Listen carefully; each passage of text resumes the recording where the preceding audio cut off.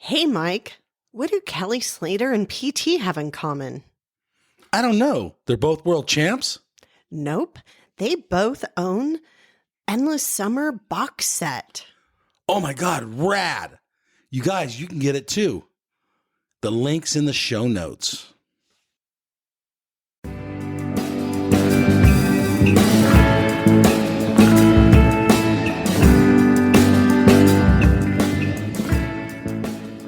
Hey, this is Mike with the Quivercast, brought to you by quiverbuilder.com, an online community where you buy, sell, and surf for your next magic board. All right, good afternoon, everyone. This is Mike here at the Quivercast, and we got a special big wave guest today, and it's Tanner Waite. So, Tanner, where are you from? First of all, thanks for having me on here. It's a pleasure. I'm really stoked to be joining your podcast. I'm born and raised right here in Oceanside. Live every day of my life here. Okay. Do you remember when you started surfing, and how old were you? Just like any typical surf family, my dad surfs. He taught me to surf at a really young age. I kind of didn't really pick it up at all until I was about 16. Actually, I was a sophomore in high school. It was right around when I got my license, and a handful of my friends started surfing. And up until that point, I'd pretty much feared the ocean to an extent where I just didn't want to go in. There was no way. I was really small, and it just, the whole getting tossed around thing I was not stoked on that. But yeah, so I don't remember. I don't remember my first wave. It's not really that big. It's not a big part of my whole thing, but I remember as soon as I started doing it with all my friends, I just immediately fell in love with it. So you were just like in the water with your dad, but not super into it. Like, yeah. Was it like weekends or just like once a week or once a month? I mean, honestly, there was no. Or you were there was no it. point where there was no point where I'd surf. I would go to surf camp, and when he would sign me up, and then the majority of my life between I think ages around like 8-2, right around when I started surfing, we. I grew up building and racing off-road with my dad. Yeah. So, just building our race truck was a huge part of our life for, almost a decade. So that definitely was limiting our abilities to go to the beach and do that whole thing. And I just wasn't really into it. I have terrible vision as well. So I didn't get contacts until I was around 12 or 13 anyway. That's interesting. Kind of. So even though you're so close to the ocean, you guys were doing like off-road. Yeah. I grew up going to the desert. That's Yeah. where that's where I've spent so much time. And you never were like, man, I wish I was like, it's like so hot here. I want to go dive in the water. No, I really enjoyed it. Just the ocean was just such a scary thing for me. I just was not. I just didn't really. There was really no drive for me to go pursue surfing, and I guess until I turned 16 and picked it up again. Okay, so we'll kind of change the subject with you talking about being scared of the ocean. So now, if you go on your Instagram page, what's your Instagram? My Instagram's Beach Cowboy. Okay, so you can look it up, everyone. You go on your Instagram, you're in like YMA and Mavericks now. Yeah, it's quite the transition. I owe a lot of that to Robert Wells. He's the guy who he lived, maybe 8 or 10 houses up the street from me. And when I first started surfing, God bless him for putting up with it, but I swear I could barely swim. And I feel like he had to watch me every second when I was out there when I first started. But he would go out of his way every weekend, several times a week, and he'd pick me up and take me to the beach, and we'd go surf because my dad's a contractor, and he works so much, and it was just cool to have someone else a friend to go surf with, pretty much. So where does that lead to where you are today? That's the question. Yeah. How are the steps from being afraid of the water to all of a sudden you're out of Mavericks? That's like seems like unrealistic. I've actually so I just graduated school from UC Irvine. Cool. And I went from 500 miles an hour to doing school and working part-time and trying to do something with surfing to nothing. So I've had a lot of time to reflect on all of this stuff, and I mean, honestly, I don't even really there's really no one certain thing that got me into it. I think there was just this draw to it, and I think like so many of us, I was dealing with, you know, a handful of my own personal issues around the time when I was between 18, 20, 21, and just kind of needed something to get out of my own head, and just was drawn to bigger and bigger waves. And then I eventually, Tom Bulow, a good friend of mine, took me up to Surf Mavericks for the first time, and I got a pretty good amount of waves. I think like 7 or 8 waves the first time I surfed out there. Wow, that's crazy. It wasn't big by any means. I mean, it's honestly probably barely breaking, but it was a really good experience, and I don't really know. Ever since then, I've become obsessed with it. There's not necessarily one thing that I would say that drew me to big wave surfing. I just really like the culture of it, and the experience and the adventure of it, and there's just so many things to take away from it, and you know, every time you're out there, you're pushing yourself to the limit. Yeah, for sure. When was the first time you were at Mavericks? It was December 15th of 2017 was the first time I surfed. Okay, so this is going or it was December 8th, I think. 4 years now of going up there? Have you been up there every year? No, so I surfed it the one time Okay. in that winter in 2017, and just with school, it was too hard to get up there. And then went once, I think almost exactly a year later, surfed it again, got, you know, some more fun waves. Just a small swell up there, trying to get my feet wet. And then last season I went up, the 2019-2020 winter, I went up and tried to surf it with some friends of mine, and it was way too foggy, so we couldn't surf it, unfortunately, and just pretty much got completely skunked on that trip. And I made it a big point this year to spend as much time up there as I could. Okay. So I saved up some money, invested in a ski, a wave runner, set it up for water safety. So just me and some friends that I met up there, we'll trade off and run safety for each other out there. I spent a couple weeks in San Francisco staying with a friend, surfing Mavs as much as I could. It was an amazing run of waves. Like, I've, you know, got to surf Big Ocean Beach, got to surf really fun Mavs.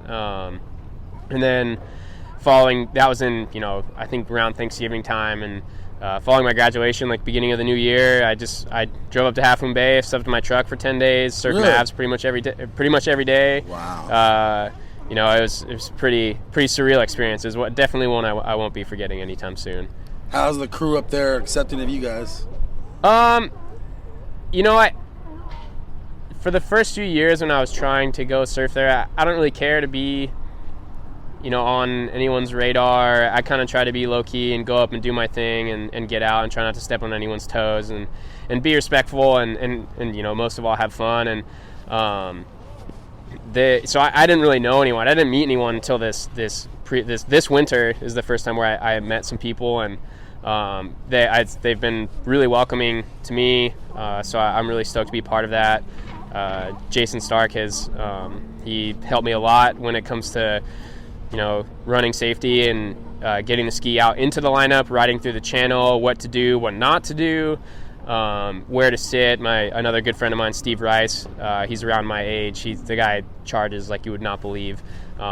He's an amazing surfer. He's from South Africa. Oh, okay. Yeah, so he spends his winters at Mavs, and yeah, he charges. He lives on a boat in the harbor right now from one of the other guys that surfs Mavs. In Half Moon Bay? Yeah, in Half Moon Bay. Okay. But yeah, overall they've been, you know, relatively welcoming.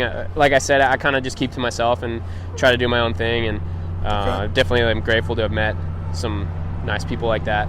Like lifelong friends from now on. Yeah, I would think so. I would hope so. Yeah. Yeah, they're amazing dudes. What about like any of the Santa Cruz guys rolling up there or anything?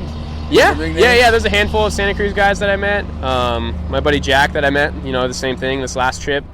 He's a fellow Goofy Foot, a guy charged like you'd not believe. He packed a pretty amazing left tube. Really? Yeah, off the Mavs Bowl. No way. So bummed I wasn't there to watch it, but it's really cool to see. It's a cool core group of dudes. So the question just came to my mind: have you only went right there on all your waves, or did you go left at any? I've gone left a couple times, really? But not on any like crazy ways. No I haven't packed anything yet. Yeah, I've only gotten one, you know, like medium-ish size wave for out there, I guess. Medium to you. It's a lot of people. Well, I mean, I don't know. I don't really. Yeah, I don't know how else to say. I mean, there are definitely a lot bigger waves that get ridden out there, so that's kind of what what I'm comparing it by. Yeah. For sure. So, yeah, I mean. What about you went over then right after that? I know on Instagram. Did you go to Waimea right after? Yeah, so I think I was back. Okay, yeah, this is why if it sounds like I've lost my train of thought throughout this podcast, we'll get into that here pretty soon. Okay. So about a year ago, I was fortunate enough to get linked up with Quicksilver cool. and join their team, which has right. been a huge blessing. I'm beyond stoked to be with the brand. I pretty much identify with it, whether it's surfing, snowboarding, anything else that they're involved in. It's a real cool thing. And one of the big benefits of that is that I've gotten to go out and stay at their house that's on the beach at Pipeline. Sweet. On the North Shore of Oahu, which is pretty amazing and not something I ever imagined myself doing, especially starting surfing so late. That's another thing that I've been thinking about a lot recently. I'm pretty stoked to see all these things that I was initially dreaming about doing and wanting to do, and then I'm slowly getting to check those boxes off, and that's been really cool. But yeah, so I got a call that a spot opened up at the house, just because there are some COVID restrictions right now, so they can't pack us in there like sardines like normally, and so I got the call, and I went out, and it just so happened to coincide with, I think, one of the bigger swells in the past decade, and I was there by myself. I don't know anyone. I'd only been there one time prior for about 4 days, so I honestly didn't really even know where most of the surf spots were. I knew how to get to Pipe, obviously, because that's where I was staying, and then I knew how to get to Waimea, and bought a bike off of OfferUp, and the morning of the big swell, and rode my bike down to Waimea, and I think, this is where it gets interesting. I saw Dan Gudauskas on the beach, and he had just come in, and the swell was starting to peak, and he helped me put my inflation vest on, and we were just kind of chatting, and he's like, okay, well, I'm going to help you time it to get out, and we watched probably a 10-wave closeout set, out the whole bay, every single wave was just closing out, and which for me was just kind of pretty mind-boggling, because it's just a huge bay. It was nothing I'd ever seen before, bigger than any waves I've seen at Mavericks. It was really cool to see, and right after that set, I went and started paddling out, and I got about 3/4 of the way out, and I swear at this point I'm in the middle of the ocean, and all of the water safety skis take off, and I see all of the 50 or 60 people that are in the lineup that are another 100 yards out from me start scrambling out, there's another closeout set. I mean, this has got to be less than 10 minutes between the last closeout set, and and from what I've been told, the waves, the bay won't close out very often. Yeah. So I was kind of not super surprised. For those of you that are listening that know me, it's just kind of how it goes for me paddling out. But I pretty much had the biggest wave I've ever seen in person, this apex on my head. Oh, no. In the middle of the ocean. I swear, I was in the middle of the bay. There was no, there was two things that could have happened. No, yeah, there's nothing I could do, and oh my God, I was completely by myself. There's very few times where you're really alone. But I just kind of looked up at this lip that's come down to me, and I just saw, well, this would happen to me. This is. So what happened? You got to pay your dues. The lip landed on me, and I got super pounded. I got sent really deep. My leash got stretched out to be about 18 feet long. It's a complete miracle that it didn't break, because if it did, I would have certainly been in a life or death situation. Yeah. There was a pretty strong current ripping to the other side of the bay into the rocks, which are not very friendly. So I'm definitely grateful for my leash to have stayed intact. And then, I took another big one. Thing closed out the bay, but it was just, it didn't lurch. It just kind of capped and broke. It was just a really big whitewash, and I got pounded from that, and then paddled out and finally made it to the lineup, got my bearings. I was pretty worked, just kind of out of breath. I wasn't necessarily out of breath. I was just out of, I'd never seen a wave that big. I was just kind of trying to process everything, what just happened, and waited, I don't know how long it was. I wasn't wearing a watch, maybe an hour and a half, trying to figure out the lineup, and it's just so different from any other wave that I surfed. And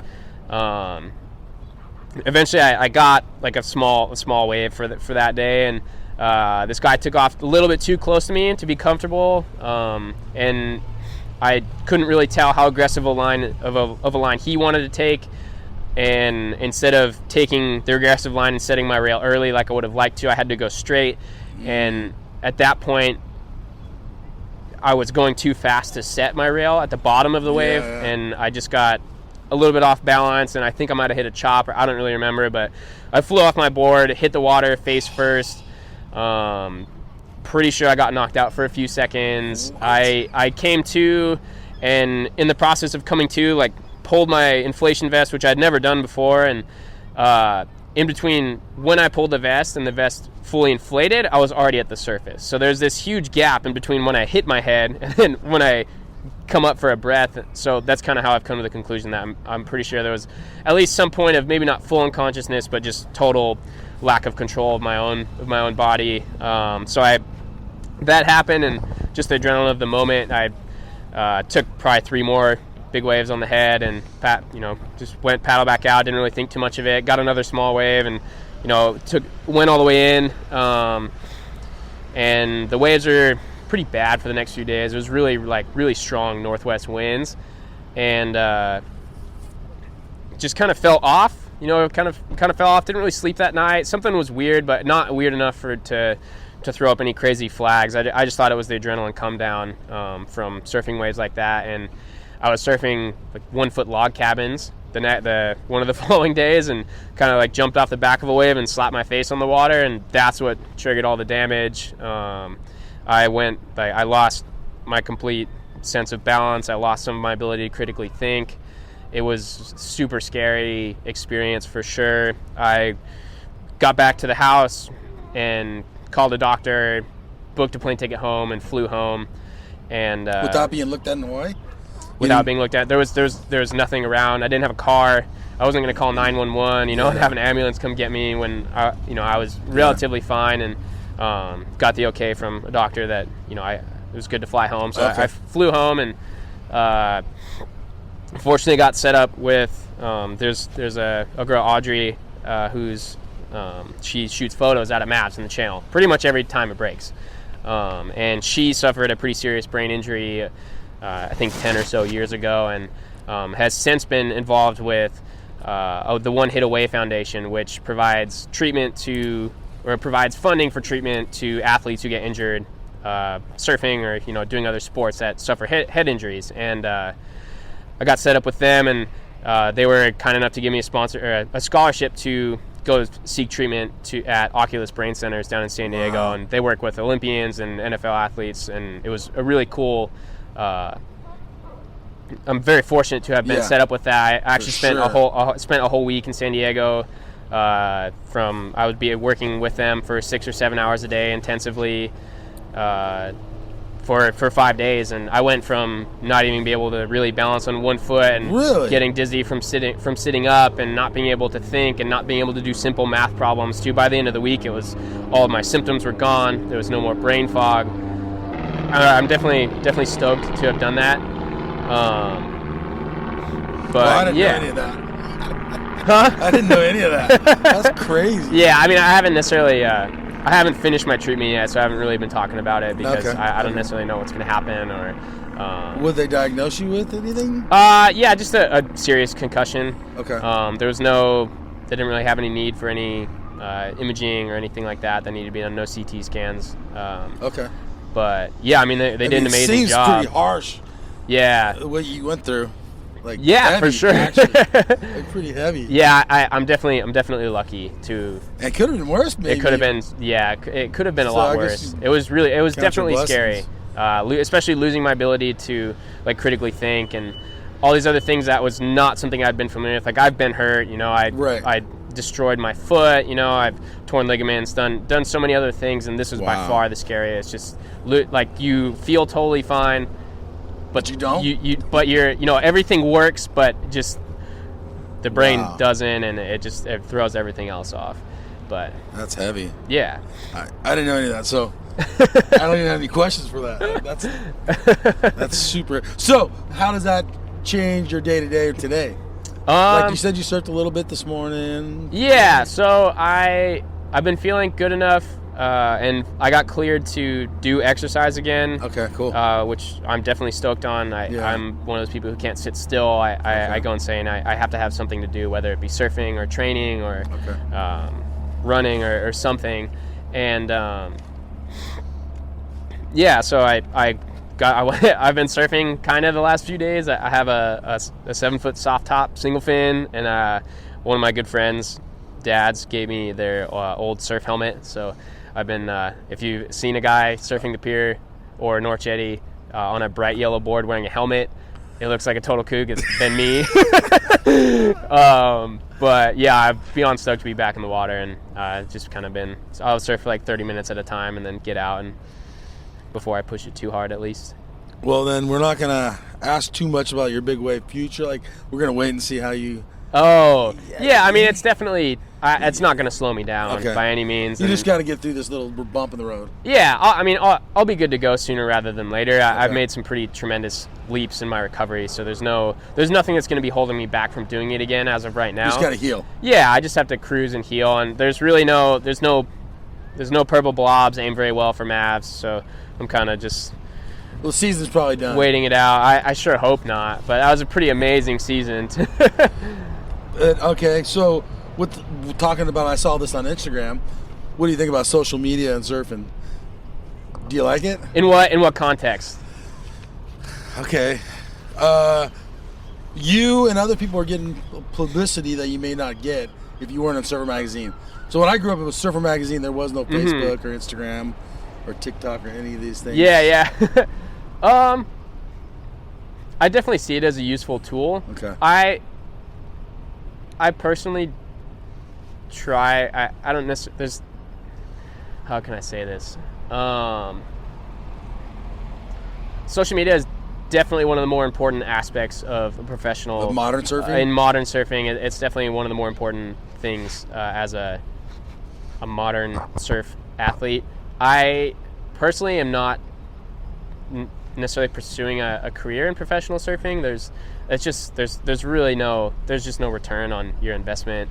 I try and do everything, self-funded and on my own. I try and make it, everything that I do is everything that I want to do. And so it's a love. It's a full passion in that regard. So you're not doing it for the picture? No, definitely not. I mean, the first 3 times I surfed out at Mavs, I didn't get any photos or anything, So yeah, photos are great. I mean, you gotta be proud of yourself. Yeah. I'm definitely stoked. I'm not gonna, if somebody gets a really good photo, I'm not gonna say no. I wouldn't. I'm more than willing to pay for a sequence here and there. Okay. But yeah, I mean, I just thoroughly enjoy it. Surfing is pretty much, it's saved my life more than once, just from where I was mentally, and it's done so much more for the entirety of my life. I've met so many amazing people and gotten to be a part of so many cool events and represent a handful of brands that I'm stoked to be a part of. And so surfing's brought you, like, you've done world travel. You go to Central America or South America, right? Yeah. So I mean, thankfully, my dad, so if you didn't surf, you wouldn't have gone. You had no desire to go right. these places. Yeah. I wouldn't. I certainly would not. I mean, I think it kind of goes with anything, but I certainly wouldn't be here, standing here today, if I didn't pick up surfing, and if I didn't start working at Surf Ride and doing, it just it was kind of like a big snowball effect, one thing after another, and while pursuing school, it was a great thing to do with my extra free time. Like any second I got, if I wasn't doing homework, it was coming down to the beach. I mean, I love being down here. You pretty much can't pull me away. So what's your degree in? I got my degree in mechanical engineering. Oh, right. So are you going to pursue something in that, or put that on the back burner for a couple of years? I mean, I'm not super sure. It'd be pretty rad to be a part of the wave pool industry and kind of start doing some sort of work with that. Perfect timing. Yeah. It's it's an industry that's in its infancy, and I definitely could see myself having a place in that realm, especially as an engineer and one that surfs. So that would be really fun. Sick. But I mean, outside of that, engineering hasn't necessarily, it doesn't interest me as much as I would hope, I can't say I'm a huge fan of it, in the sense that, so many of the jobs that are out there, the jobs that I'm looking at right now, I'm looking at applying to are, you're stuck behind a desk for extended periods of time, and you're just kind of sitting there, and you're doing meaningful work, whether it's medical, spinal implants to working on automotive safety features for cars. There's so many different things that you could do, but I personally can't sit still, so that's the biggest thing for me. I have to be doing something with my hands, or doing something. I try and center a lot of the stuff that I do around like the local community of kids, and I've grown up. I've run surf camps for the last few summers, like working with young kids and like trying to be that positive role model and show that you can have more than one passion. I had a deep passion for school, and then I fell in love with surfing, and I wanted to show that, hey, you could do both. I'm not a huge fan of seeing these kids that are coming up in surfing and just kind of give up on school at a really young age, and they might do it, but they're not getting the same level of knowledge. And I think there's a lot to say with getting a good education when you're younger to how you develop as a competitor, if you're pursuing the world tour, or just how you develop as a person as a whole. So your philosophy is stay in school and serve after school instead of with COVID, everyone's off school right now. I don't necessarily pro, the top SSA guys and stuff. Some of these kids don't go to school at all. They get homeschooled, but is that the same? I think it can be with under the right circumstances, and if you can find it within yourself to pursue completing all of the work and really learning the material, there certainly is a place for it in a lot of people's lives.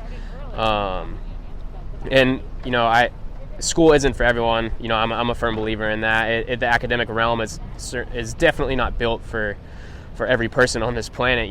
So I try and focus more on like just learning how to use your time wisely and effectively in a way that will not only benefit your surfing career, if that's what you're pursuing, but as well as just your life in general.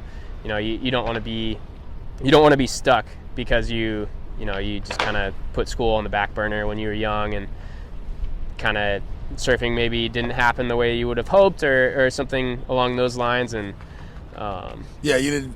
You weren't. I mean, because hardly any kid's gonna make it. There's kids are ripping out there right now. They're just killing it. There's super right. I mean, they don't realize how scary it could be when you're 25 and you have nothing to go on. Yeah, but that's also something you can't not come back from, though. As well. True. Yeah. So since you were thinking about, or we're talking about man-made waves. Yeah. What would be your perfect setup for a man-made wave? You want I have never been in a wave pool. I want to. Okay. So I've never surfed one. Have you? Yeah, I've been to BSR a few times. Yeah. Cool. It's a super fun experience. I definitely recommend anyone to go there. It's at least once. It's fun to go out there for a few days. Mm-hmm. Texas is so different from California culturally and geographically. There's so many different things that are unique to Texas, especially coming from San Diego or really anywhere. But I mean, it's hard for me to be technical in that aspect because I don't really have a good idea of where they should be going. I understand that. So to get you, so I'll ask you a different way. What would be the perfect setup? I don't know. Maybe you can't answer that. Yeah, I mean that's hard because I've only surfed the BSR pool, so I'm only I'm only experienced. I see the videos of that. all these different waves, Wave Garden. Yeah. Initially, I had tickets. We went to Texas to go surf the Austin wave, and then it didn't open when it was supposed to. Oh yeah. So we stayed a week in Padre Island, which is not bad. Well, waves suck. The waves aren't super good. No, but we got to stay on the water and a rad little area. Yeah. I mean, the biggest thing for me with surfing is not it'd be amazing to see, obviously we're going to be seeing improvements in bigger waves and better waves, and, you can always make them More longer. hollow, And more rippable. there's all these things, but I really want to see, like, the community aspect of it grow. Because surfing is, I personally am not a huge fan of aggressive localism. I would love to see that change. I think that the negativity that surrounds most of what you would say is, quote, core surf culture is just it's too negative. There's too much shaming. What do you mean by shaming? Like people talking smack? Yeah, talking smack. Local wise or magazine wise or just locally in the water. Just people talking trash on people that are learning, or people that have only picked up surfing recently, or that just aren't, they're not like good enough to be part of like the local core group of people, Okay, I see what you're saying. And kind of where I'm getting with that is that surfing is such a unique and niche hobby that it shouldn't be ruined by somebody else in the water. Like I've had more times. You're talking like a certain, not anybody in particular in your mind, but like a person on the lineup that's being selfish, like. The biggest thing is not sharing. It's not even necessarily that. The biggest thing for me is people that get mad at people that are learning. Okay. So, like guys that don't necessarily know what they're doing, and obviously, they just don't know. They haven't. They're new to surfing. Right. You didn't know. Like I didn't know when I first started. All these rules. Yeah, exactly. And I don't see that. I don't like seeing that, because a lot of guys will. So do you stop at when you're paddling out and some guys just floundering on the inside? And I hate to use that term, but you probably don't like that term. But he's a danger to other people. Yeah, definitely. Do you stop and help them? Yeah, I mean if they're like drowning or something, for sure. I'm talking about letting their board go. Or I might mention something, but there's always a better way and a worse way to approach those situations. Like I see guys go in and just blow up on people and effectively ruin their session, the other person's session, probably the other person's day. Everyone around them. Yeah, and I don't necessarily appreciate that. You just need to be cool about it. Yeah. Okay, so say you're on a wave and you've been on the wave for however long, it doesn't matter, but this somebody who's obviously new, maybe he's riding a wave storm, maybe he's riding a shortboard, but isn't there yet. There's so many different things, but they're still learning. Yeah. And they get in the way. They try to paddle to the face of the wave. They don't paddle to the whitewash, which is one of the most important things for surfing. Thank you. Safety wise, and just for not getting in the way. And if they do that, you don't yell at them for getting in the way, because they're learning. Right. And you just mentioned to them, hey, try to go to the whitewash next time, because more often than not, they're aware that they got in your way, but they also are learning. They're not fully familiar with the ocean. They might still be intimidated by some of these waves that you're fully comfortable in, and are still trying to grasp what's going on in the situation. And if you approach it in a way that educates them and provides them with some form of confidence, for the time that they get back in that situation again, that's going to benefit them. Yeah, no, for sure. And the surfing community so much more. I think. So with so many new surfers out there, I'm finding it hard to. I don't know. I think localism is going to get worse before it gets better. That's the way I see it. Yeah, but I mean, I'm not saying it's. I'm not totally against. I think everyone should have a little more respect, especially the kids, for the older guys. Not necessarily localism, but just but that's just general. That would be just general life etiquette, and that's more on a situation to situation basis. Yeah, that's true. Kind of a sticky situation. I've been asking a couple guys about that, like, because I see more and more. Yeah. There's a lot of young kids that are coming up, which I think is great. No, because kids are way more fun to surf with than cranky old guys. It's just the thing. It is, but they also can be like my shoulder. Yeah, they can be. Yeah, they can be a total. Yeah, they can be a total nuisance. Disaster. And we were the same. We were the same way. We were their age. Yeah. So, was the again, worst. it just comes down to how you handle that situation. Yeah, you know, yeah. if you can pick two roads. You can be the cranky one who yells at him and be known as the guy who's like, oh, don't make so and so mad. He's gonna get mad. Or you can talk to him, or you can just kind of feel it out, or you can move down the beach. Like there's so many so many different things. Like I like for me, it gets hard surfing with the Grom sometimes, so I'll just go move down the beach. You know, and. So what are you doing? Are you doing something with videoing some of the kids? Yeah, I mean, And yeah. What is that about? So right after the summer ended last year, I knew there was going to be a big demand for just something for kids to do, considering all the school was going to be online. Okay, and, cool. Everything associated with that. So I started an after-school program called Action Sports and Academics, where, like I kind of was mentioning before, is trying to bring surfing and school closer together. Okay. You see, every school has a baseball program. Every single school has a football or volleyball or anything along those lines that are more mainstream sports. They all have that, and I'm a firm believer that all coastal communities should have some form of surfing, whether it's surf PE or just a surf club or something like that. And, I just want it to be more normal for kids to pursue their education while surfing as much as they possibly can. Cool. Because if you look at everybody who plays college football, well, they went all the way through high school, and then now they're getting a degree in higher education. And well, I'm also not going to be the one to tell every kid that I meet that they have to go to college. It's like that just says something that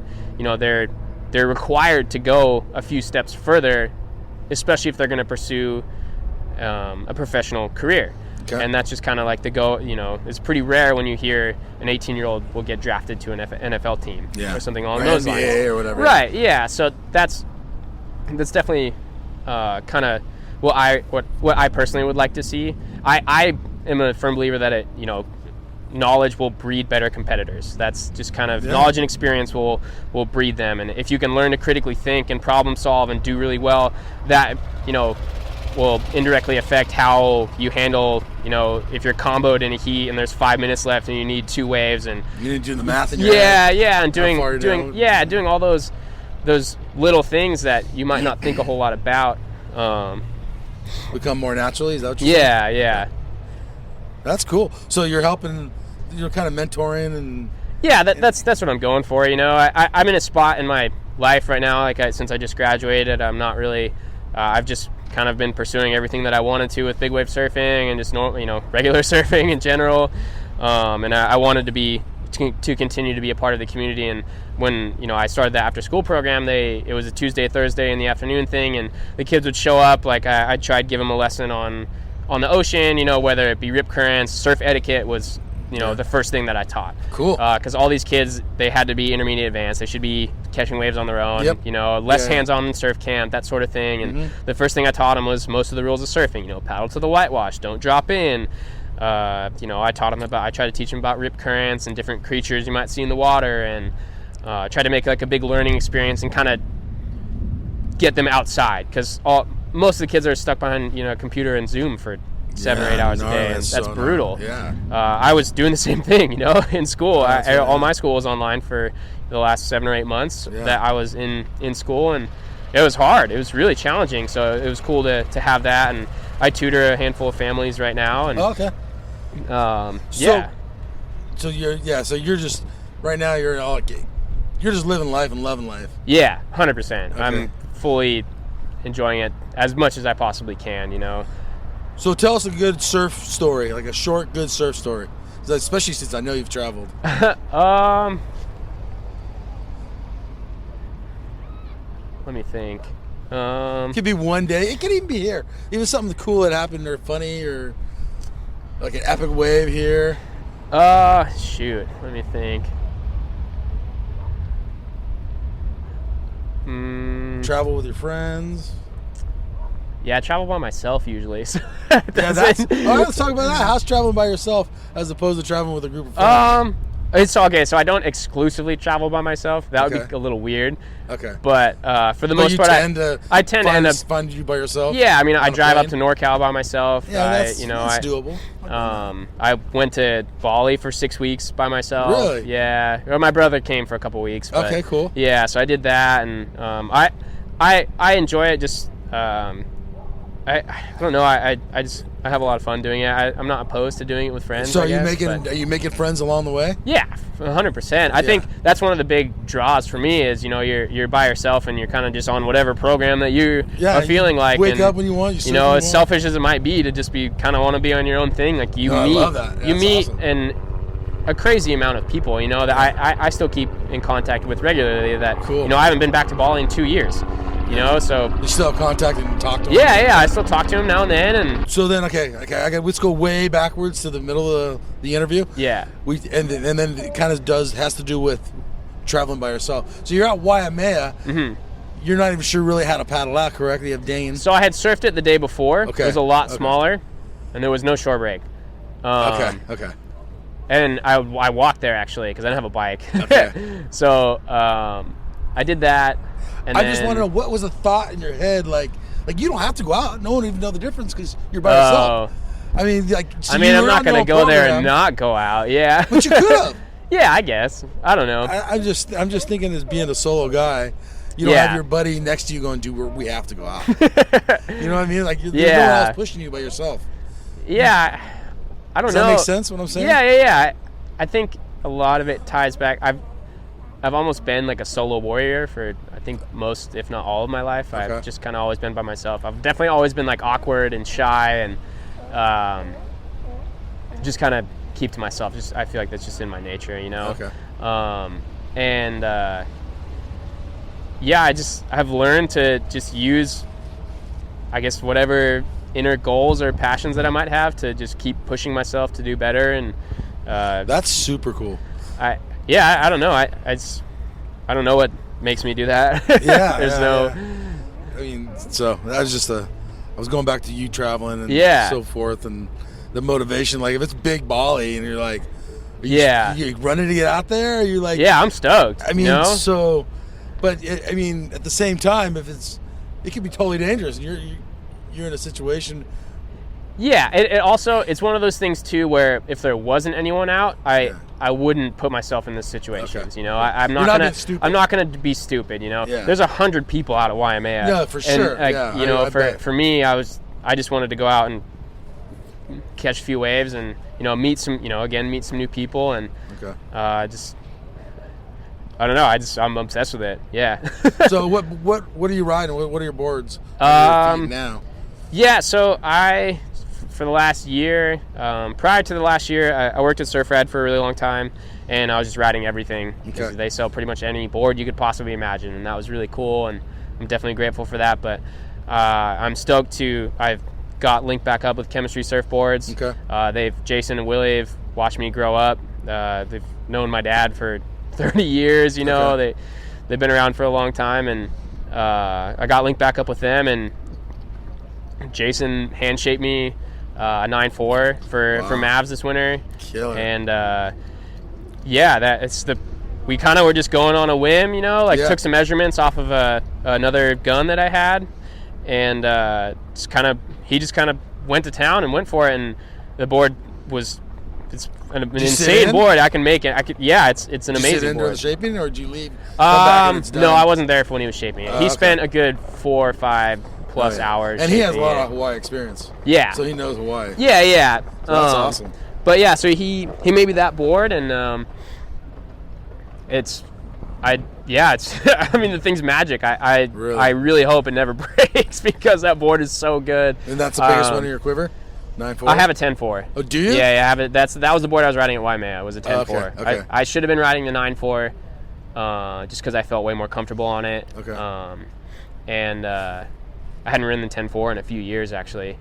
But yeah, I mean, the 9.4, I got the wave of my life at Mavs on my 9.4, earlier this year, and it's just, the thing's amazing. I've got a handful of ideas that I want to try, which is why I'm stoked to have been linked up with, and working with Jason, because I go to him with some crazy ideas and he just says okay, and then we get it done. Yeah, that's cool. It's been a really fun experience, from improving my day-to-day shortboards to, I have a mid-length egg that I ride a bunch that is also insane. I just ordered a 6'8" long twin fin keel twin fin fish. It's crazy. It's really cool to work with somebody like that, right who can literally shape anything, and I can walk to their factory from my house. I mean, it's right down the street. It's really cool, and I'm really stoked on that, and I hope other people see that and want to order their boards as well, because they make world-class equipment. No, for sure. Chemistry's so actually probably sounds like a chemistry commercial, because I just interviewed Jason. Oh yeah. But I mean, that's where I get my boards now too. Yeah. And I wish I would have went years ago and got boards. I would have been surfing better. No, yeah, sure. they make amazing stuff. Yeah. I think I was like, don't get me wrong, I had some fun boards, but anyhow, I might cut all this part out. All right, so Tanner, any final words? Well, thank you for having me on. No, thanks for doing I'm this. super stoked. Yeah. I hope too. next time my brain is back to 100% and I can think more clearly. But you're well spoken. Probably one of the best well-spoken guests I've had. Actually. Thank you. But yeah, I mean, I love surfing for everything it is. I want to do it for the rest of my life. I get stoked to go paddle out on my soft top with a helmet when it's 1 foot, and I love surfing, bigger waves, and I'm obsessed with it. I can't wait to see what I get to try in the future. Hopefully I don't run out of talent too bad. No, I think you're okay. All right, well, Tanner, thank you so much for joining us on the Quivercast. And everyone, don't forget, you can check out my Instagram on quiver_cast. And you can leave me a message. You can direct message me too if you have anything to say. And thank you, everyone. Bye-bye. If you like this episode, please give it a thumbs up. Hit subscribe. And new music is brought to you by Sal Pedroza. Thanks, Sal. Also brought to you by quiverbuilder.com, an online community where you buy, sell, surf for your next magic board. And I'll see you in the lineup.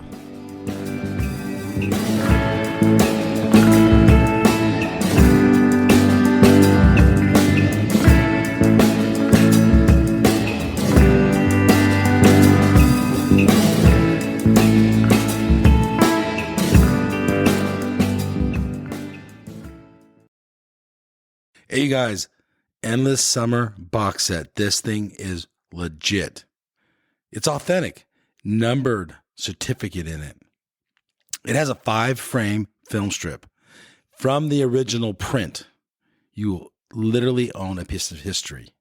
It has a specially minted bronze medallion. Dude, that thing's sick. Okay, there's so much more here. Go to the show notes. There's a link on there. Go check this piece of history out. This thing's rad. Seriously.